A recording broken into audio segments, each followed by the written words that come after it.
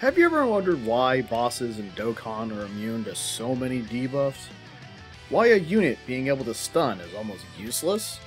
Why all Saiyans seem to be masters of accuracy and not letting your units dodge a single attack?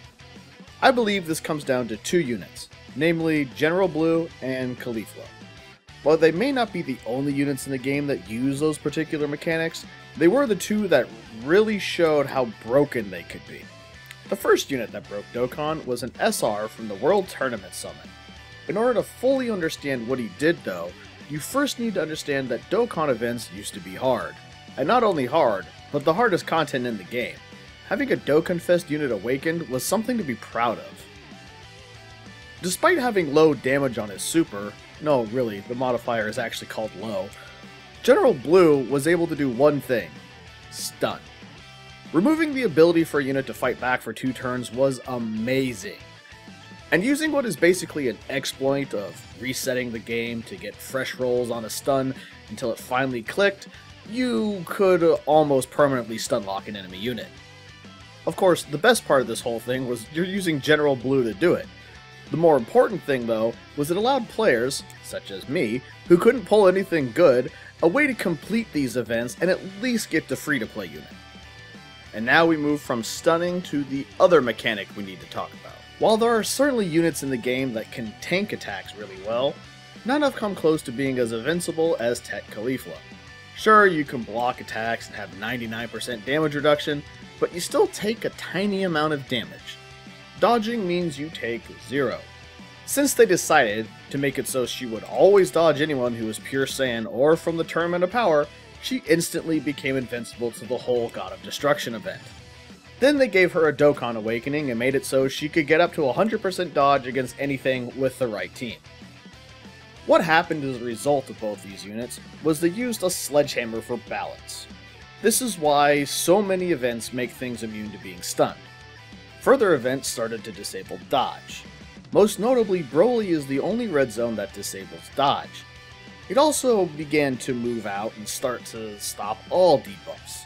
Outside of Super Battle Road and Extreme Super Battle Road, debuffs basically don't exist in the game now. They even recently had to change super attack counters to nullify encounter instead of dodge encounter to fix a mechanic that got caught up in their crossfire. The reason this sucks is they still make units that have power in their ability to stun or dodge. So any unit that needs dodge for its defense or to gain stacks or anything like that are now just worse. Any super that would debuff is now regulated to just Super Battle Road.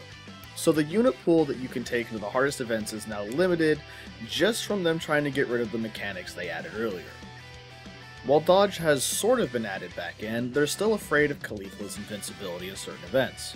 Personally, I think they should stop being so afraid of her, as she would hit like a wet noodle. Dodge should be rebalanced to focus on what it should be, a high-risk, high-reward gamble. Units with dodge as their primary defense should have more power given to them at the cost of taking a bad hit really risky. Stun and debuffing though, those have been hit into the ground. The worst part about it is the game is just becoming about having a higher number than your opponents rather than possibly having a good strategy. While I am aware of what can happen if you stunlock a boss, it was the only way I was able to beat those early Dokkan events. There has to be some sort of middle ground between all or nothing. Perhaps a limit on the number of turns a boss can be stunned, or higher resistance so it's harder to stunlock, or any other number of possible things. The same should go for all other debuffs. A couple of units came out that showed how powerful certain mechanics of the game were, and instead of trying to develop around them, we got them basically removed. Despite this, units still come out that have stun and dodge built into their kits. This limitation on mechanics has led to new units getting homogenized on what skills they have and how they work. One possible solution to this would be to rework how debuffs are handled in harder content. Allowing some debuffing without blocking all of it would allow for more units to shine, more teams to shine, and less focus on only certain mechanics. This would in turn make Dokkan more fun for people, as finding ways to make teams work or develop new ways to take on an event is what makes a game like this fun.